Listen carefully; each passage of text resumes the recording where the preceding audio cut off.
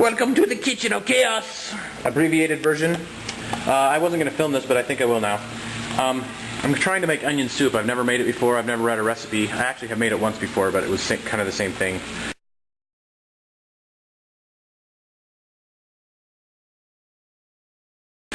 I just basically braised a small chuck roast for, I don't know, 4 or 5 hours on simmer, and I put a little bit of Worcestershire in this and some Italian seasoning, some pepper, and a few garlic cloves, and I think that's it. And I just sort of let it simmer and then got this juice out of it. And now I'm browning some onions. 3 large yellow onions in some olive oil. And then I think you're supposed to do some other stuff, but I don't know how, so let's see how this turns out. Alright, so it's been, let's see, it's actually been about 45 minutes on medium. And the onions are almost reduced down completely. I mean, you can tell there's a lot smaller in volume.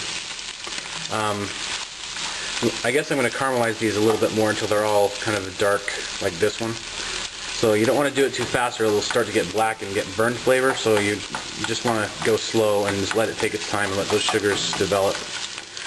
And then hopefully this broth will, this has been in the fridge by the way, will be rich enough in flavor. I tasted it and it doesn't really taste that rich, but we'll figure something out.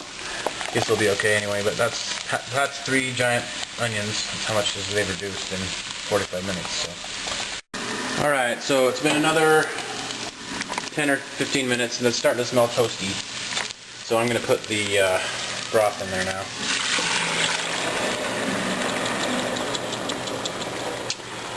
And I think that's going to be okay. It's not very much, but I didn't expect it to make 10 cups. So I'm going to just let that sort of simmer for a while and let the sweetness of the onions sort of come out into the broth and see how that works. Alright, it's been simmering for about half an hour or so, and it looks good and it smells good, and I'm going to give it a taste here. Let's see here. You can get rid of it. You can fish these garlic cloves out if you want, but they're just nice and sweet, so I don't really care.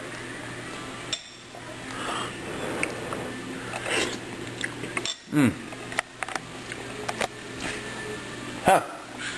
That's actually really good. That's very good. If you were going to do this the traditional way, you would put it in a ramekin or a kind of a straight-sided bowl and then cover it with cheese and maybe a crusty slice of French bread and put it in the broiler for a little bit. But this is great. You can dip toast in it, or you can serve it as a side dish or whatever. So that's pretty good. I'm happy with how that turned out. I should mention that I put the drippings from last week's roast that I had left in here, so that may have added a little bit more flavor than it would have had otherwise with just the one dedicated roast. But that was good. That was just a little Worcestershire sauce, Italian seasoning, garlic, olive oil, a beef roast and broth. And I took the beef roast out. There's little pieces of it in there, but I fished it out and we're going to eat that separately. So, cool. Rock and roll. Not bad for a pretty informal attempt. So don't be afraid to experiment. See you next time.